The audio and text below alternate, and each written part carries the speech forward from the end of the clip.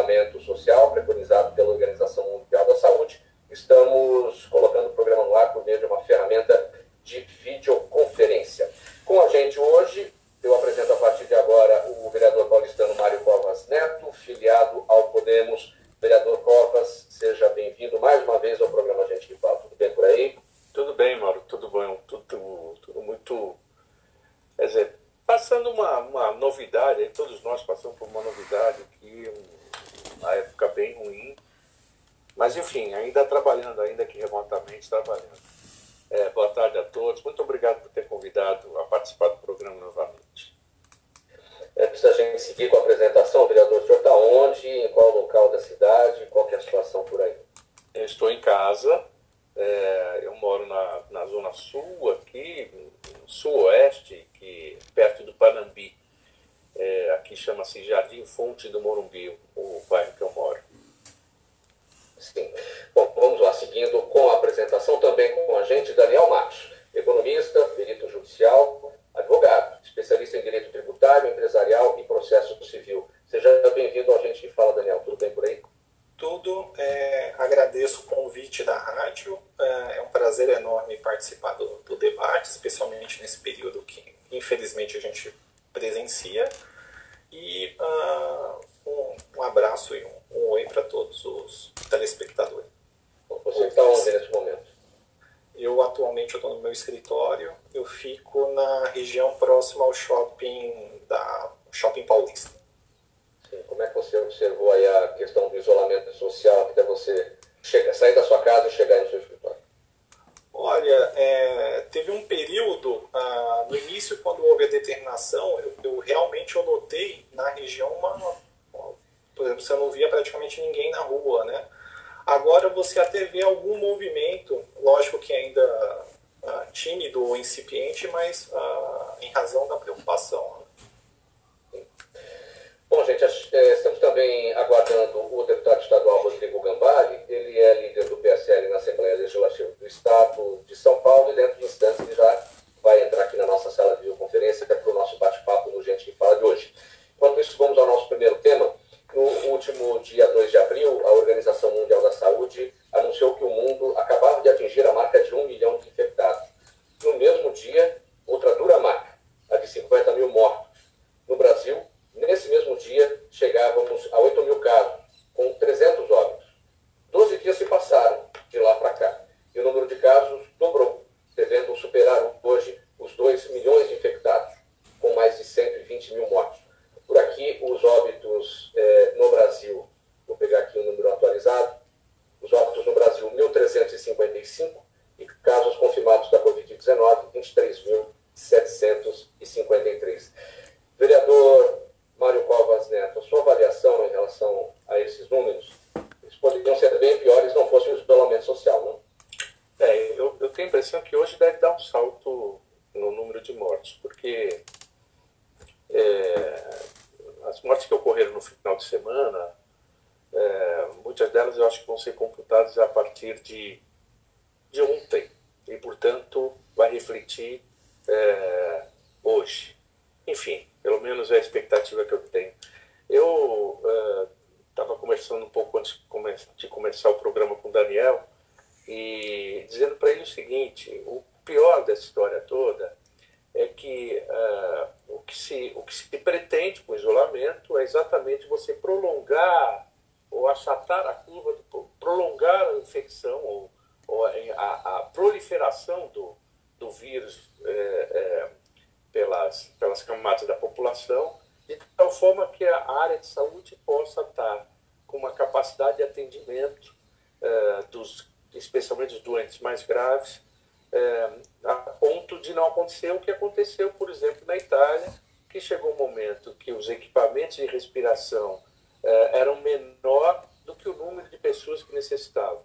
E, portanto, o profissional de saúde era obrigado a escolher a quem iria usar o equipamento. Portanto, ele estava definindo quem vivia e quem morria. Bom, eu imagino que essa situação, para um profissional que vive de tratar a saúde das pessoas, de recuperar as doenças, etc., deve ser um momento angustiante e horrível, né? Eu espero que a gente não chegue lá.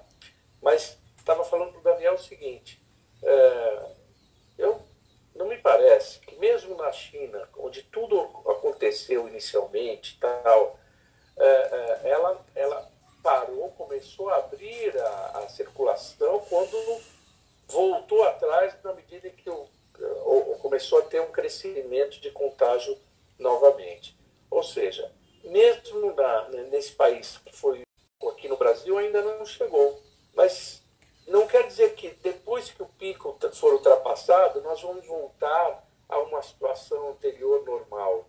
Não, eu acho que a gente ainda vai ficar, tudo indica, muito mais tempo convivendo com esse drama, com esse problema. E daí, você ter medidas de saúde pública, em primeiro lugar, e, em segundo lugar, econômicas, elas precisam ser vistas, sem dúvida nenhuma. Elas precisam ser vistas e tomar o cuidado para você não desequilibrar o jogo, né? Não ficar só na área de saúde pública e esquecer um pouco que a saúde pública só existe porque você tem um colchão econômico que permite ela existir com todos os próprios de saúde que existem, né? Enfim, de toda forma, eu queria dizer o seguinte, a gente precisa tratar isso como uma situação de guerra, é como uma guerra. E na guerra você tem que vencer o seu inimigo. O inimigo, nesse caso, é o vírus.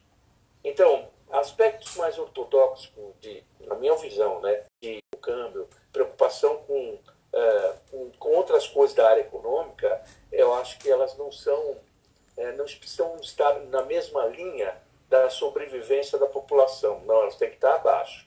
E, portanto, nesse momento, há tanto por lei, no Congresso Nacional, e pela Assembleia Legislativa e aqui na Câmara Municipal de São Paulo também, em função desta pandemia, há medidas extraordinárias que podem ser tomadas. E, portanto, eu acho que não se deve colocar no mesmo nível o aspecto econômico e o aspecto da vida das pessoas, mas sim pensar formas inteligentes da gente conviver com essas coisas. Desculpe se eu me alonguei muito, né? Não, tudo bem, faz parte do debate, vereador Covas. Daniel Matos, o vereador destacou bem no início da fala dele o objetivo do isolamento social, que é preservar o sistema de saúde, seja o público, seja o privado, para que as pessoas não fiquem doentes todas ao mesmo tempo, porque a gente sabe que as pessoas ficarão doentes e é o que se chama o tal do achatamento da curva, né? Então, só que muita gente não concorda com isso, e até tem gente falando, não, os hospitais estão vazios. Ainda bem que estão vazios, né? Porque se estivessem cheios, não haveria lugar para todo mundo. Esse isolamento social, na sua avaliação, deve ser mantido como está ou flexibilizado alguma? Olha, até em concordância com o que o vereador falou, lógico, em primeiro lugar, sempre vidas, isso é uma preocupação inegável, né?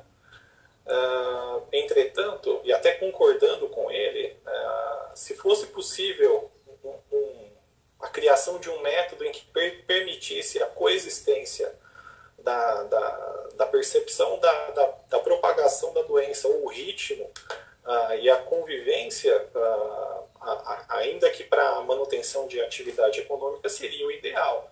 Lógico que, do ponto de vista da saúde, se isso não for possível, eu entendo que deveria ser mantido o isolamento. Pode seguir, Daniel. Tá. Eu entendo que deveria ser mantido o isolamento para, ainda pelo menos de uma forma um pouco mais flexível, para minimizar o impacto futuro que a gente vai sentir. Me permita falar uma coisa, Mauro? Pode seguir, vereador. Eu acho que está faltando alguns personagens para entrarem nessa forma executiva, seja a presidência da República, o governador do Estado, ou prefeitos, né? E o pessoal da área de saúde, né? Que estão à frente desse processo todo, como não poderia deixar de ser. Entendo também que que aquilo que foi considerado como atividades fundamentais ou prioritárias, ou não me lembro o nome que se deu, que poderiam e que podem continuar exercendo a sua atividade, elas poderiam ser abrandadas, ou melhor, ampliadas, mas com a participação de alguns personagens que hoje estão ausentes desse processo. Me refiro especificamente à Fiesp, me refiro especificamente à área do comércio, que poderiam ajudar os governos e a área de saúde pública a dar instrumentos para que possam voltar a alguma atividade, ou a maior atividade possível, mas com as restrições ou com os cuidados médicos necessários. Está faltando esses personagens. Ao invés de ficar só reclamando de que não está acontecendo, que tem que abrir, era preciso encontrar formas que essa abertura acontecesse de forma harmônica, que evitasse que essa abertura significasse um descontrole total da saúde pública. Era isso que eu queria dizer. Agora, para apresentar, também para anunciar a presença do deputado estadual Rodrigo Gambale, líder da bancada do PSL na Assembleia Legislativa do Estado de São Paulo. Boa tarde, deputado. Tudo bem? Não lhe ouço, deputado. O senhor pode... seu microfone está fechado. Boa tarde a todos que nos acompanham pela Rádio Trianon. Eu peço desculpas pelo atraso, mas a gente estava numa reunião com os demais deputados aqui da Assembleia Legislativa, foi marcada em cima da hora e eu acabei conseguindo sair dessa reunião, tendo algumas novas informações do Estado e está participando agora aqui. Muito obrigado pela oportunidade. Pelo que eu verifico aqui pela imagem, o senhor deve estar no seu gabinete, eu vejo bandeiras, a bandeira do Brasil, a bandeira do Estado de São Paulo ao fundo, é isso? Isso, da minha cidade, Ferraz de Vasconcelos, cidade que eu sou nascido, Mauro. Sim.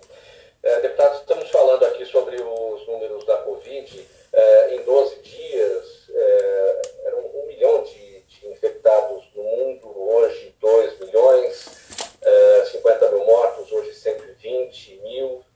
Enfim, os números estão crescendo, mas de qualquer maneira, as medidas de isolamento social têm sido eficientes, então os números seriam bem maiores. Exatamente. Inclusive, eu até acredito que os números sejam maiores, né? Eu estava lendo uma matéria hoje que eu vi no Globo, que a quantidade de infectados é praticamente 15 vezes mais. Eu acabei lendo só a parte da manchete, não consegui, porque eu acabei entrando na reunião, vou dar uma analisada nesses detalhes, mas a gente tem sabido que a quantidade de testes e essa falta de testes não é só no Brasil, mas em caráter mundial, porque a pandemia ela tomou conta do mundo todo, né? E estão existindo pessoas para produzirem os próprios testes. Então, hoje, por exemplo, o Estado de São Paulo ele está focando nos testes que tem nas pessoas que estão na linha de frente ao combate ao Covid. Tanto as pessoas dentro da área da saúde, aquelas pessoas que trabalham diretamente nos hospitais, postos de saúde, e também as da área de segurança pública. E outro problema que a gente tem também, muitas vezes pessoas que são testadas quando dá negativo, mas elas demonstram sintomas, elas precisam fazer 2, 3 vezes o mesmo teste para ter uma definição se realmente está infectado ou não. A gente viu diversas pessoas aí que fizeram o primeiro teste, dava negativo, depois faziam o segundo, no terceiro apresentava que tinha a contaminação pela doença. Então, a gente tem um problema muito grande no mundo, né? Porque qual é a maior deficiência para quem está infectado, para quem está contaminado?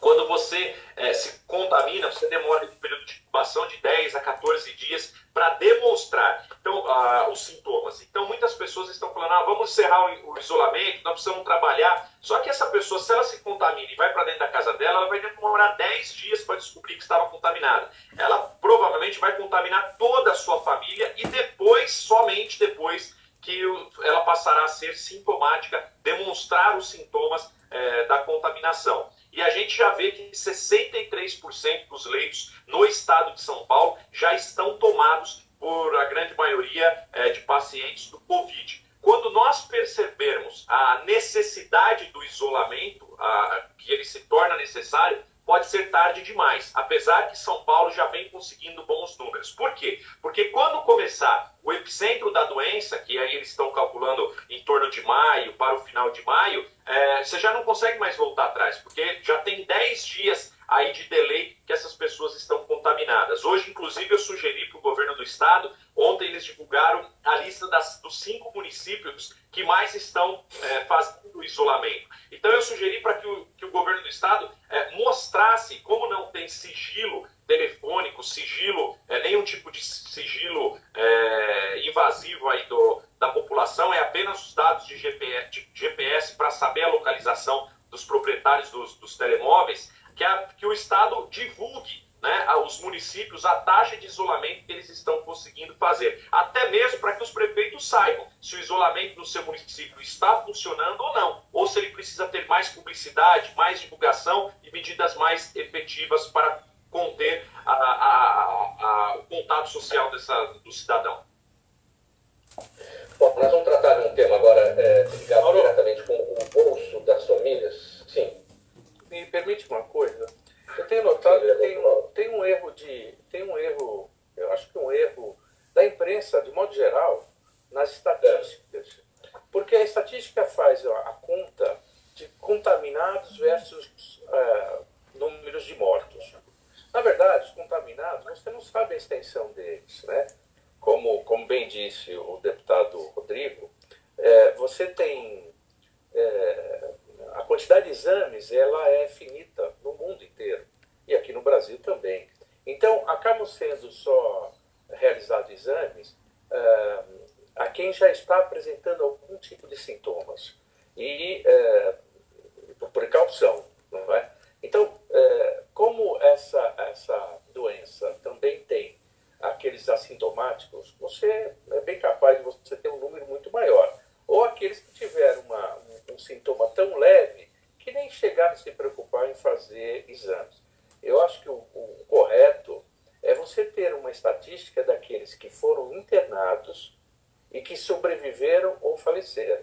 De tal forma que você possa saber, na rede pública de saúde, aonde o tratamento está sendo bem feito e aonde você tem distorção. Se você tiver uma unidade de saúde com distorção percentual muito grande em relação a outras, você tem como ter uma intervenção na área de saúde pública ali para descobrir quais as razões para aquele lugar está tendo aquela distorção. Então, é equivocado. Esse percentual, não, o Brasil é 5%. Não, é muito menos. Certamente é muito menos do que 5%. Como em outros lugares onde tem uma possibilidade de fazer um teste muito maior, se consiga um número mais exato. Enfim. A proporção de mortos ela é maior quanto menos testes são feitos. Quando você aumenta a população testada e você compara com a quantidade de mortes, essa proporção diminui. Exatamente, exatamente. E tem uma outra coisa que a gente precisa colocar nessa nossa conversa aqui. No momento que você pensar, bom, vamos flexibilizar a economia, vamos fazer alguma coisa assim, é preciso dar àqueles que já foram infectados e que não apresentam mais sintomas, porque até onde eu sei, esses não transmitem, aliás, eles não pegam de novo a doença, eu não sei se transmite ou não, acho que não transmite também. E, portanto, esses são pessoas que têm uma consideração que você pode, eventualmente, fazer uma bolsa de trabalho para que essas pessoas pudessem trabalhar exatamente nas atividades que têm mais relação com o público. Quem sabe a gente possa mudar um pouco essa coisa da economia por esse caminho. Vamos seguir, então, já... Só uma colocação, por gentileza, aproveitando aí a fala do Mário Covas. Bom dia, vereador. Bom dia. Boa tarde, né? A gente realmente não está testando. As pessoas que estão morrendo com insuficiência respiratória, vindo a falecer nos hospitais, eles têm uma recomendação de colocar que é suspeita de Covid. Esses dados eles não entram na estatística. Por que coloca que é suspeita de Covid? Justamente para tomar cuidado com o manuseio do saco mortuário, da maneira como vai ser o velório ou o enterro, com um caixão lacrado. Então, quando fala assim, que as pessoas confundem muito, mas todo mundo que está falecendo no hospital estão colocando Covid. mas isso não vai para a estatística, e não vai porque não está testando. Por exemplo, lá na região do Alto Tietê, de Ferraz de Vasconcelos, vou falar sobre o hospital regional. No hospital regional, está havendo um delay aí de 15 a 20 dias para chegar os exames. Então, uma ou outra pessoa que está falecendo hoje, mas que ela foi testada, só vai descobrir se ela faleceu para entrar para as estatísticas daqui 15 dias, que é o tempo que está acontecendo. As pessoas, pelo que nós entendemos, que são infectadas e elas são curadas, esse vírus, quando ela tem o anticorpos, ele é partido. Então, sobram pedaços do vírus. Só que esses pedaços não são suficientes para contaminar outra pessoa ou para demonstrar sintomas. O que os médicos, os cientistas estão achando? Eles estão acreditando que as pessoas podem estar manifestando alguns sintomas de outro tipo de gripe, mas elas acusam ainda no exame que estão contaminadas, mas esse vírus está partido. Ele consta como contaminação, mas ele não tem força suficiente para infecção ou para demonstrar sintomas. Resumindo, tudo que a gente fala hoje sobre o vírus ainda é de forma muito precoce, né? Porque a gente não sabe, não tem tempo suficiente para esses estudos se confirmarem. A gente muitos achavam que era uma simples gripe. A gripe no mundo mata 2 milhões de pessoas. Se você for dividir isso por 365 dias, dá em torno aí de 5.040 pessoas dias morrendo no mundo por gripe, por uma gripe comum. Só que nos Estados Unidos, o pouco que eles estão testando, ou a quantidade que eles estão testando, já está tendo só nos Estados Unidos 2.000 pessoas morrendo por dia por Covid. E pode ser que mais do dobro não está sendo testado. Então, o que a gripe mata no mundo por dia está morrendo praticamente de Covid só nos Estados Unidos. Por isso a preocupação. Não é à toa que tudo está sendo fechado, está sendo parado, que está sendo... Está havendo aí uma trava na economia mundial. É porque e essa doença, quando ela demonstra os sintomas, 4 dias praticamente a pessoa vem a óbito. Então, é algo que a população tem mesmo que se preocupar. Só que nós temos uma grande gravidade. Por exemplo, Ferraz de Vasconcelos tem um prédio de um hospital de 9 andares. Eu estou utilizando muito da minha região, porque ali eu consigo falar com um pouco mais de propriedades. E desses 9 andares, 3 estão ociosos. Um funciona como um andar de um vão livre, e outros 2 estão sob reforma, que é a psiquiatria e pediatria. Eles terminam a sua reforma daqui 5 dias. Então, ali a gente poderia ter 3 andares só para leitos Covid, atendendo mais 100 leitos praticamente de Covid. O Estado não vai conseguir utilizar por enquanto, porque não consegue comprar nem leito, nem cama não consegue comprar. Então, a falta de produtos, e mesmo com os decretos de calamidade pública, conseguindo comprar de forma rápida, esses insumos, esses equipamentos não existem no mercado mundial, porque a pandemia pegou num caráter do mundo. Por isso do isolamento. Então, quando a gente faz o isolamento para preparar o sistema de saúde, não é só para preparar, porque está com dificuldade de compra. É para que as pessoas não se contaminem mesmo, porque a ciência ainda não teve tempo suficiente para entender o que é o vírus. É muito mais do que preparar só o sistema de saúde. É entender como ele funciona. É entender 100% que esse vírus, depois que a pessoa se contamina, não sofre mutação e pode contaminar ela novamente. É entender que esse vírus, ele não muta para transmitir, por exemplo, para animais, ou vai demorar por um longo tempo. Porque se a gente for ver, hoje os veterinários, os médicos falam, não, ele não sofre mutação, fique tranquilo que não passa para o animal. Mas o vírus veio de um animal, veio de um morcego, veio de um mamífero. Então, para chegar no ser humano, durante muito tempo ele veio sofrendo mutação. Então, a gente não sabe a mutação que esse tempo será dado ou que o vírus leva para sofrer a mutação. Pode ser centenas, milhares de anos, como pode ser em tempo mais curto. Vamos terminar nossa pauta aqui agora, gente. Senão a gente não consegue dar sequência aqui. Já estamos na metade do programa e temos outros assuntos para o debate. Podemos seguir, minha gente? Sim, claro. Vamos lá. O projeto de lei número 203 de 2020, do deputado estadual Rodrigo Gambelli, quer obrigar instituições de ensino da rede privada a reduzir suas mensalidades em no mínimo 30% durante o período em que as aulas estiverem suspensas por conta da pandemia. O projeto ainda precisa ser analisado pela Casa, mas a sua justificativa explica que valores devem ser suficientes para manter as contas da instituição, mas ser mais justa com os pais que estão com os filhos em casa.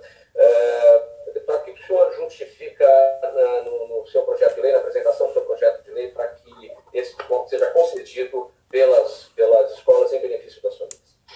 Mauro, eu tive, primeiramente, o que justifica é o seguinte: alguns tentam encontrar um número. Por que 30%? Se eu te falar com sinceridade, não tem um estudo baseado em 30%. O que tem?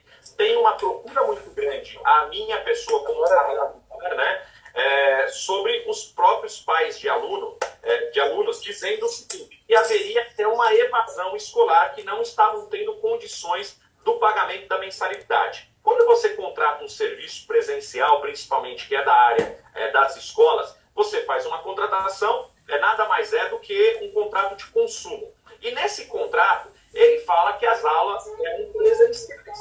Quando você alterna o tipo de educação e passa a ser por EAD, é claro, alguns custos da escola diminuem. Chega a 30%, eu já fiz levantamento e vi que não. Só que hoje, Mauro, nós estamos tendo um problema onde todas as categorias estão tendo reduções de seus rendimentos. Então, independente de onde seja o rendimento que provém daquela pessoa, praticamente aí 90% do Brasil perdeu seus rendimentos. Os pais estão com dificuldades até mesmo de fazer os pagamentos. Então, para que não haja até mesmo um argumento de evasão escolar, porque, por exemplo, nos Estados Unidos, Nova York, o prefeito lá já está encerrando o ano letivo. Ele está fazendo a transformação para EAD, mas ele está fazendo, já antecipando o encerramento do ano letivo. Para que não haja nenhuma postura nessa medida no Brasil, a gente colocou uma medida de um desconto de 30% para que fosse adaptado. Alguns donos de escola falaram, mas com 30% a gente não consegue se virar. Ninguém consegue se virar na situação que está. Eu vejo muitos deputados, políticos falando da redução salarial. Mas, gente, enquanto isso não aprova, tem que fazer a própria parte. Na minha página mesmo, Mauro, qual é a atitude que eu tomei? Eu fiz uma doação de 100% do meu salário, eu reverti em cestas básicas. Eu acabei comprando 450 cestas básicas. Algumas pessoas da minha assessoria fizeram parte disso também. A gente conseguiu comprar com preço diretamente no atacadista. Montamos 450 cestas básicas e fizemos a distribuição. Cada um está fazendo a sua parte. Eu consigo sobreviver sem meu salário? Também não. Mas no momento como nós estamos vivendo, a gente precisa fazer algumas adequações. E principalmente a classe política precisa dar respostas sobre isso. Deputado Gambale, bem objetivamente, para a gente encerrar um pouco no primeiro tema, em que pé está essa proposta na Assembleia Legislativa? O projeto de lei... Já passou pela CCJ, qual é a comissão temática? A minha pergunta o parlamentar pode legislar sobre atividade econômica neste caso? Então, na verdade é o seguinte, Mauro, a gente está dando resposta à população, àquele eleitorado, às pessoas que confiaram no nosso trabalho. Então, como a procura foi muita, né, a gente está entrando com esse projeto. A gente não pode legislar sobre esse caso, mas dentro de um decreto de calamidade pública que nós estamos sofrendo, algumas situações da Constituição, elas são sobrepostas pelo decreto, porque os governadores, os prefeitos, eles entendem mais da sua situação local. Então, por isso que a gente entrou com o projeto. Ele precisa ser passado por duas comissões, onde cabem emendas também e cabem indicações ou retirada de alguns tópicos, que seria a de Constituição, Justiça e Redação, né, e também a CCJ, né, a Constituição e Justiça, e também a de Educação, que seria a Comissão de Mérito. Só que a Assembleia Legislativa, nesses últimos 15 dias, a gente resolveu, através de alguns líderes partidários e que tomou conta de todos os deputados, fazer um projeto único da Assembleia, como uma força-tarefa da Assembleia, para com o governo do Estado. Então, cada deputado fez uma indicação de um projeto, baseado nos temas do Covid. Por quê? Porque o trâmite de um projeto de lei é muito demorado para acontecer. E dentro dessa indicação foram 94 propostas, uma de cada deputado, proposta ao governo do Estado. Hoje, a Procuradoria da Assembleia Legislativa, do Governo do Estado, está vendo a constitucionalidade dessas propostas e provavelmente até o final de semana nós vamos ver as propostas cabíveis e passaremos de forma mais rápida para a aprovação do governo. E da minha indicação, eu fiz essa da redução dos 30%. Então, provavelmente, Mauro, até na semana que vem, a gente tem alguma resposta de data de se o governo vai acatar uma situação como essa ou não. Bom, antes do nosso próximo tema, uma mensagem aqui do governo do estado de São Paulo em relação a esse momento que nós estamos vivendo do Covid-19. Pessoal, nesse combate contra o coronavírus, siga o que dizem os especialistas em pandemia. Fique em casa. Siga o que diz o presidente dos Estados Unidos, que antes dizia para todos irem trabalhar. Fique em casa. Siga o que diz a Organização Mundial da Saúde. Fique em casa. A economia a gente trabalha e recupera. A vida de quem a gente ama não dá para recuperar. Fique em casa. Saiba mais em saopaulo.sp.gov.br/coronavírus. Mensagem do governo de São Paulo, estado de respeito. Vamos em frente aqui com o nosso próximo tema. Por sugestão do vereador Mário Covas Neto, a Câmara Municipal de São Paulo alterou seu regimento interno para que os assuntos referentes à pandemia sejam debatidos em regime de urgência, em sessões virtuais. Durante essas sessões, os vereadores já aprovaram diversos projetos, incluindo o que transfere 38 milhões de reais do Fundo Especial de Despesas da Câmara Municipal de São Paulo para as secretarias municipais de saúde e de assistência social. Vereador Mário Covas Neto, antes de falar sobre como é que se deu a aprovação dessa proposta, até para esclarecer o público que não entende, não conhece o regimento interno da Câmara Municipal de São Paulo, o que é o Fundo Especial de Despesas da Câmara Municipal, quanto este fundo reúne em dinheiro e esses 38 milhões de reais transferidos para as secretarias da saúde e da assistência social representam quanto no montante? Bem, eu não tenho resposta para tudo isso, mas vamos lá. Esse fundo é um fundo que a Câmara tem, que visa a você fazer eventualmente pequenos reparos, obras. É um fundo emergencial para ser usado a qualquer momento, em que muitas vezes nem é usado, né? Mas fica lá guardado, como você tem muito em condomínios e prédios. Fundo de reserva do condomínio. Exato, como se fosse um fundo de reserva. Ele não tem uma destinação muito clara, ele é mais abrangente, pode ser usado para várias coisas. Esse fundo hoje estava com 38 milhões lá guardado, provisionado. A gente fez uma discussão lá de devolver, eventualmente, o que se tradicionalmente, ao final do ano letivo, né? Ao final do ano, a gente, no orçamento da Câmara, sobra alguma coisa e devolve-se à Prefeitura, ao Executivo.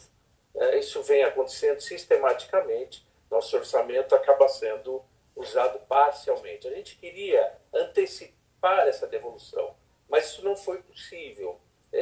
Juridicamente, enfim, teve algum problema em relação a isso. Então, buscou-se a saída deste fundo para ser destinado à área de saúde e de assistência social. Não é só a área de saúde, sabe? A gente pensa muito na área de saúde, mas você tem que pensar no governo, eventualmente, que tem lá os seus paramentos também. Você tem os policiais, você tem a Guarda Civil Metropolitana, você tem um monte de gente que, em virtude do vírus, precisa também ter uma retaguarda, além, evidentemente, da população de baixa renda, que fica muito extremamente vulnerável nesse caso, né? A gente, provavelmente, esses 28 milhões, no âmbito do gasto da Secretaria de Saúde e de Assistência Social, seja muito pouco ante ao tamanho da regra, do que está indo de orçamento para lá, mas é uma forma da Câmara Municipal contribuir com o que ela dispõe para o Executivo, ou seja, entendendo de que não é hora de você ficar guardando esse dinheiro e é hora de você ajudar o Executivo. Nós também fizemos uma carta assinada por vários vereadores ao Tribunal de Contas do município, que também tem fundos desse tipo, para que eles possam também nos ajudar nessa parte, que faça essa transformação. E, finalmente, nós aprovamos um projeto de lei, isso por iniciativa do próprio Executivo, de que os vários fundos municipais, aí são fundos do executivo mesmo, fundo de habitação, os vários fundos que tem, fundo de multas, etc., de trânsito, que possa, neste período de pandemia, ser usado pelo executivo para tratar deste assunto, se for o caso. Por enquanto, a prefeitura ainda não precisou entrar lá. E, lógico, o compromisso é que depois ela reponha esse dinheiro no momento que for possível, né? Mas, voltando um pouquinho no início do que você falou, a gente, no Carnaval, olhando o exemplo do mundo, a gente já propôs para o presidente da casa, o Eduardo Tuma, de que fizesse uma minuta de alteração do regimento interno da Câmara, para que as sessões pudessem ser de forma remota. Tal qual a gente está fazendo mais ou menos aqui, só que é um outro programa que a gente usa. Mas nós estamos fazendo sessões virtuais. Agora mesmo, daqui a 1 hora, às 2 horas da tarde, nós vamos ter uma reunião de colégio de líderes de forma remota e que tem funcionado muito bem. A partir daí, a gente conseguiu fazer uma série de que a casa não parou, e sem o risco da convivência, da aglomeração que tanto se pede para que não seja feito. Daniel, a sua avaliação, o que representa para você como cidadão, o que simboliza esse gesto da Câmara Municipal de São Paulo? Olha, a medida, né, o que vem sendo feito é benéfico, especialmente para, como até o Dr. Gambeiro falou, da necessidade de combater o Covid, né? Porque a gente vive um momento de guerra, né, como mencionado. Tem que se combater, sim, ferozmente o coronavírus, e todas as medidas que forem possíveis de adoção pelo legislativo, no caso, vão ser muito bem-vindas. Lógico que depois a economia ela encontra formas de superar esse momento trágico que a gente vivencia agora. Sim. Deputado Gambale, na sua avaliação, a Assembleia Legislativa pode também contribuir de alguma forma, enfim, a instituição demonstrar de alguma maneira a sua intenção de ajudar no que está acontecendo? Bom, eu quero vir mais uma vez aqui parabenizar o vereador Mário Covas por essa iniciativa. Iniciativa essa que a gente tomou também aqui na Assembleia Legislativa. Eu apresentei o projeto de resolução 12/2020, que é justamente sobre o que o vereador propôs também na Câmara de São Paulo. Os valores, esses valores do fundo, por exemplo, a verba de gabinete. Os deputados têm direito à utilização de verba de gabinete. Como agora eles não estão em trabalho, né, de forma presencial, muitas vezes, não tem essa verba de gabinete. Só que a devolução disso ocorre só em janeiro. Então, para que não espere chegar até janeiro, mês a mês, tudo aquilo que não fosse utilizado pudesse ser revertido do fundo que já está arrecadado desde janeiro até agora em abril, mais o mês a mês que viesse aí para frente, e pudesse ser convertido em insumos, em compra de respiradores. Então foi o projeto que eu apresentei na Assembleia Legislativa, que é o projeto de resolução 12/2020. E a Assembleia também aprovou semana passada, na quarta ou na quinta-feira, a utilização de diversos fundos que nós temos, como, por exemplo, o FEHIDRO, que é o Fundo Hídrico aí das bacias, mais da região metropolitana, também de outros fundos que seriam utilizados para o desenvolvimento dos municípios na base de infraestrutura, para que eles pudessem ser utilizados de forma na saúde, né, de combate ao Covid. Esses fundos eles são próximos da ordem de R$1 bilhão. E foi aprovado aí pela grande maioria na semana passada, não que esses fundos já de imediato serão utilizados, mas caso o Estado não tenha condições de continuar financeiramente com compra de insumos, de produtos, de materiais, ele possa fazer o uso desses fundos, que é perto aí da ordem de R$1 bilhão. Esse seu projeto de resolução já foi aprovado? Esse que prevê a devolução de parte da verba de gabinetes para que o dinheiro seja utilizado no combate ao Covid? Ainda não. Eu espero que nesse projeto maior a gente consiga ter uma efetividade disso. Lembrando, mais uma vez, não está pedindo para retirar os recursos de gabinete dos deputados, mas aqueles não utilizados, eles serão devolvidos ao Estado, naturalmente. Como caiu, só que ele só será devolvido em janeiro. Esse ano, por exemplo, a Assembleia Legislativa, com um número recorde, fez uma devolutiva de 146 milhões ao governo do Estado. Então, a proporção já era de que no próximo ano aumentaria, seria maior de 146 milhões. Mas vamos colocar uma expectativa aí em torno de 200 milhões ou até mais, porque agora os deputados eles estão tendo uma certa ociosidade de trabalho presencial e diminuição de custos. Passando de 200 milhões aí desses recursos que serão devolvidos somente no ano que vem, eles poderiam já ser usados de forma imediata, que eu tenho certeza que ajudaria bastante. Outro projeto que eu propus, logo no dia 17 de março, foi dessa redução, de que as empresas de serviços básicos, né, necessários, essenciais, como água, energia elétrica e gás, não cobrassem de seus usuários, né, durante um período de 90 dias. A gente conseguiu aí fazer essa redução, ela deve ser cobrada posteriormente, quando acabar o processo que nós estamos enfrentando de quarentena, mas a gente vai precisar entrar também com um projeto, viu, Mauro, para que não seja cobrado essas contas, esses 90 dias, de forma imediata, para que a população também tenha um período de diluição de aproximadamente aí 10, 12 parcelas para conseguir pagar esse período que ela for utilizando. Até porque as concessionárias, por exemplo, de energia elétrica, 47% de toda a sua arrecadação provém de residências. Se elas deixarem também de receber, elas também vão quebrar. Então, para que a gente consiga fazer uma equalização desses recursos, que ela pelo menos dê um prazo para que a população consiga pagar de forma a não onerar a receita desses cidadãos, principalmente porque nós estamos enfrentando um problema agora que é combater a fome, né? O Estado está preocupado em fazer com que as pessoas se alimentem. Depois, nós vamos precisar nos preocupar com a retomada da economia.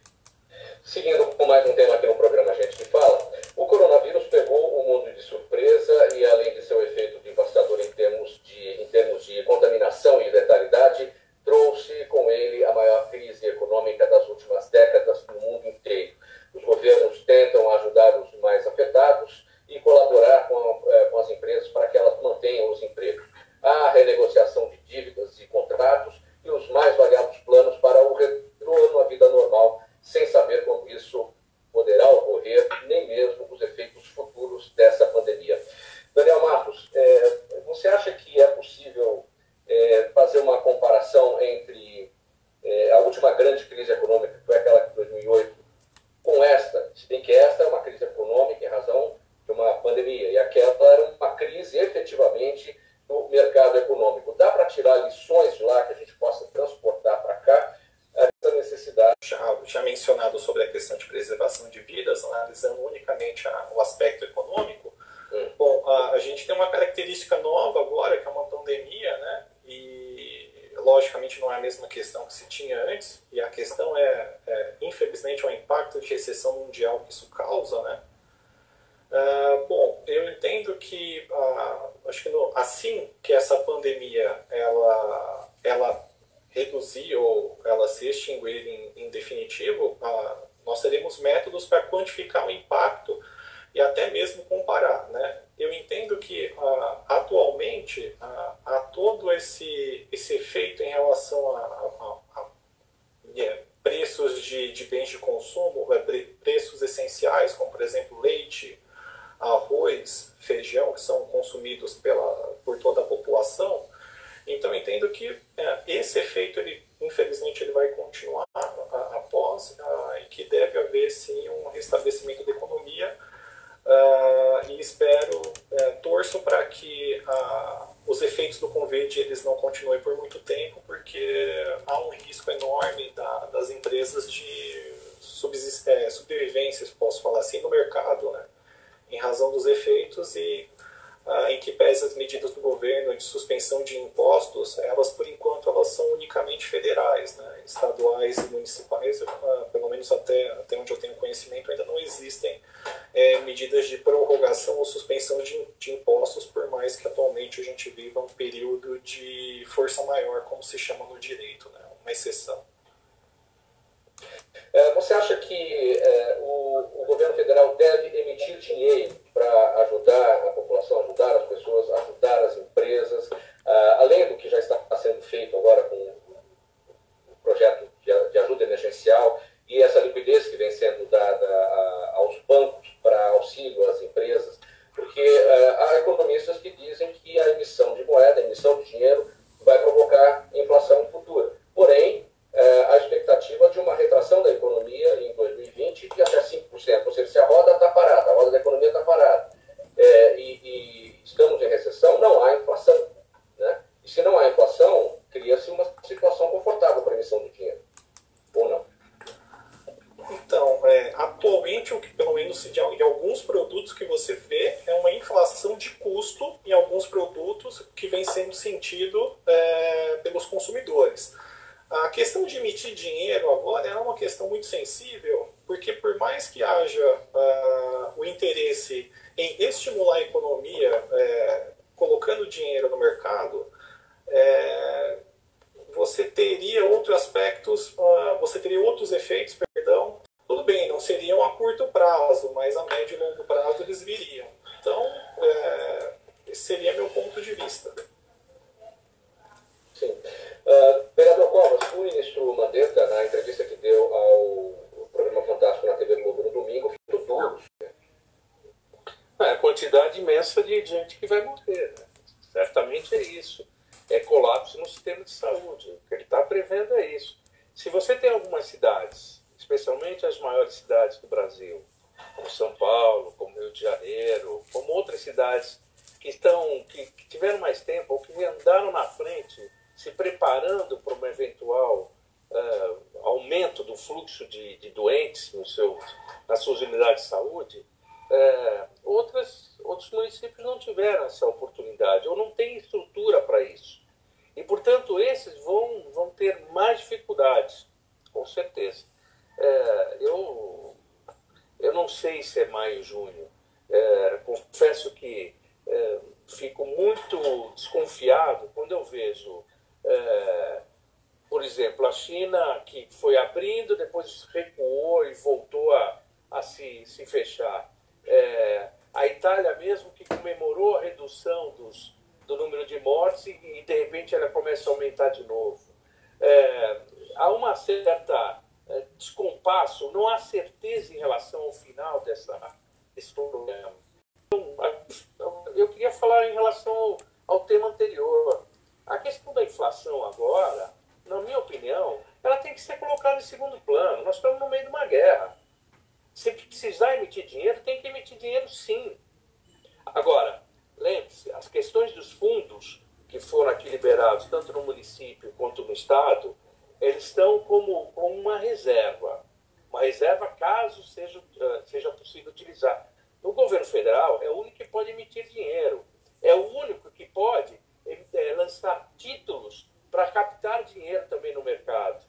Então, ele tem um trabalho adicional, porque ele tem que prover a nação como um todo, os estados e os municípios também. E não dá agora, me desculpe, a gente ficar pensando na inflação quando você está com gente morrendo. A gente tem que pensar nas pessoas que a gente pode evitar que morram. A inflação a gente vai tratar num outro momento. Nós já tivemos situações aqui nesse país de inflação altíssima, descontrolada, sem ninguém morrer.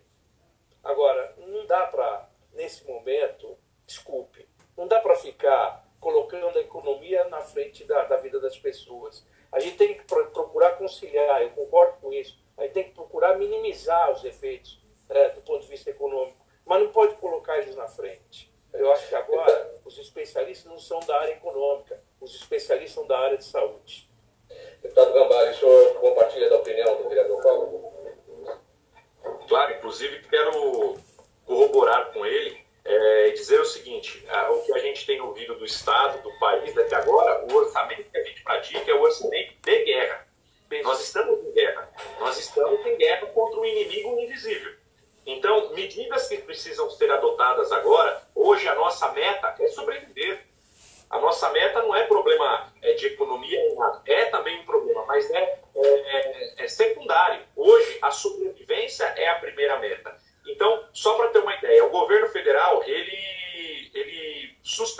a dívida dos estados para com ele. Só que São Paulo paga mais de 1 bi por mês de dívida ao governo federal. O que o STF faz? Todo mês ele manda uma notificação perguntando, olha, esse valor que não pagou dos juros ao governo federal, do valor da dívida ao governo federal, está indo para a Covid? Então o governo precisa provar que esse valor que não foi pago à dívida está sendo revertido para a Covid. Então todas as medidas que estão acontecendo economicamente estão voltadas para isso. O governador acabou de anunciar que São Paulo até junho vai ter uma perda de 10 bilhões de arrecadação.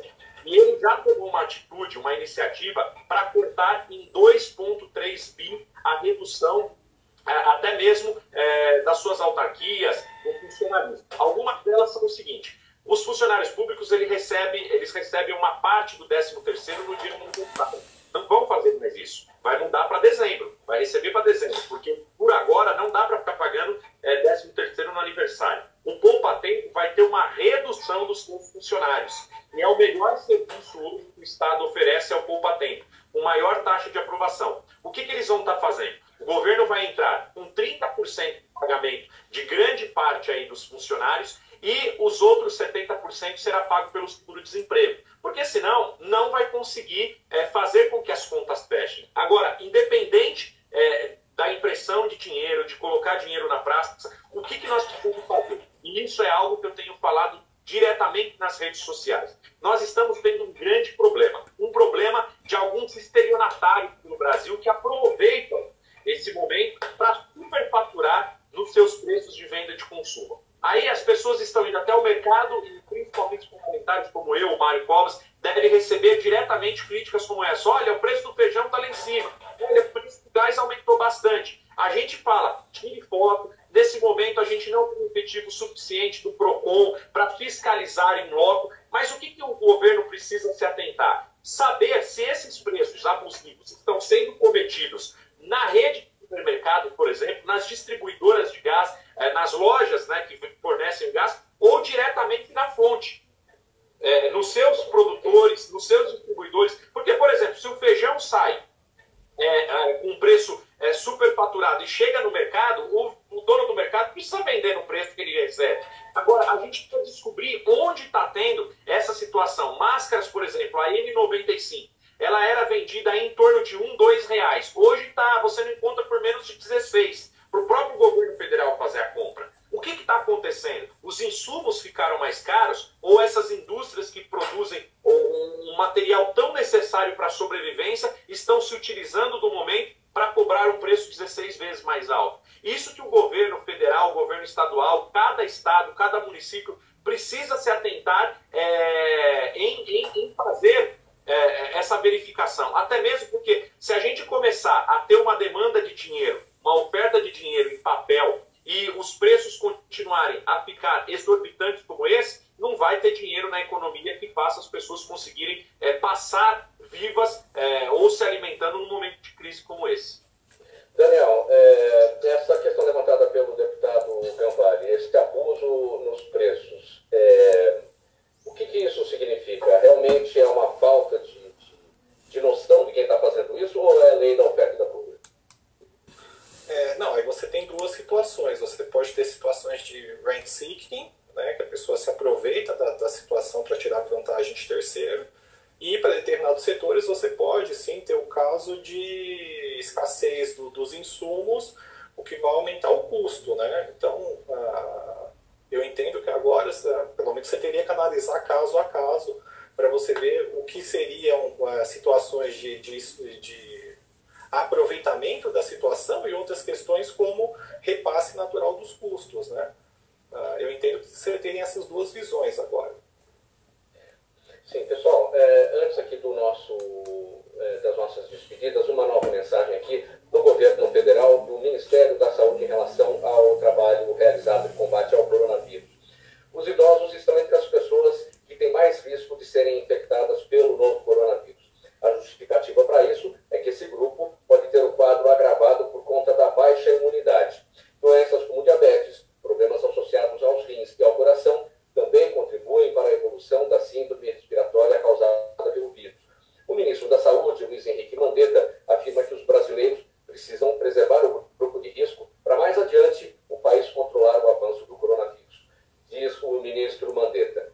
Esse é o grupo que queremos superproteger, porque quando os jovens chegam em um determinado ponto em que todos eles já têm imunidade, o vírus não consegue pular de pessoa em pessoa, caindo assim o número de casos.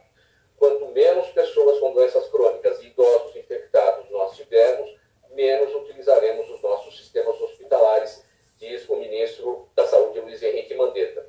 Como medida de proteção ao coronavírus, o Ministério da Saúde decidiu que idosos e trabalhadores da saúde serão o público-alvo da campanha nacional de vacinação contra uma influenza, vírus que causa a gripe comum. A vacina é uma proteção aos quadros de doenças respiratórias mais comuns, que, dependendo da gravidade, podem levar à morte. A priorização dos casos nessa primeira etapa, que começou no dia 23 de março, é uma forma de auxiliar os profissionais de saúde a descartarem as influenzas na triagem e acelerarem o diagnóstico para a Covid-19, mesmo diante da não eficácia de uma vacina contra o coronavírus. Mensagem do Ministério da Saúde, Governo Federal, Pátria Amada Brasil. Daniel Matos, sua mensagem final, sua despedida, bem objetivamente. Agradeço o convite da rádio, especialmente o contato feito pela Zenilda. Agradeço ter participado do debate junto com o vereador e o doutor Rodrigo. Um abraço a todos. Deputado Gambale, sua despedida, sua mensagem final. Bom, Mauro, eu quero agradecer à rádio, à emissora, a todos que fazem parte da sua equipe, da equipe da emissora. Agradecer o Daniel Matos aí também por esse bate-bola, ao vereador Mário Covas. É um prazer estar participando juntamente contigo, vereador. E agradecer ao Mauro, à emissora, mais uma vez. E sempre que precisar, estaremos à disposição. E fiquem em casa, né, gente? Fiquem em casa, porque quem puder, nesse momento, isso é primordial. Vereador Mário Covas Neto. Bem, eu quero agradecer aí a oportunidade que vocês dão para a gente, para quem atua na área pública. É super importante você poder se relacionar com as pessoas. Vocês abrem esse canal para a gente apresentar as nossas ideias, as nossas ações e, com isso, enfim, prestar contas do mandato da gente. Fico feliz de também de ter participado aí com o deputado Rodrigo. É um prazer, não o conhecia na sua atuação. Vejo que você é muito atuante. Parabéns pela sua conduta, sua visão, seu dinamismo. Daniel, eu lamento que você, no programa, não tenha sido tão possível como você foi antes na nossa colocação aqui. Você ficou mais tímido e você é um sujeito com um preparo muito grande. Parabéns, viu? Gostei muito e espero que vocês todos aqui o convidem novamente e dê a oportunidade de relaxar, poder falar muito mais do seu conhecimento. Mauro, muito obrigado.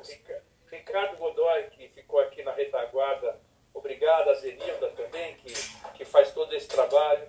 Muito obrigado a todos que nos ouviram. Até a próxima.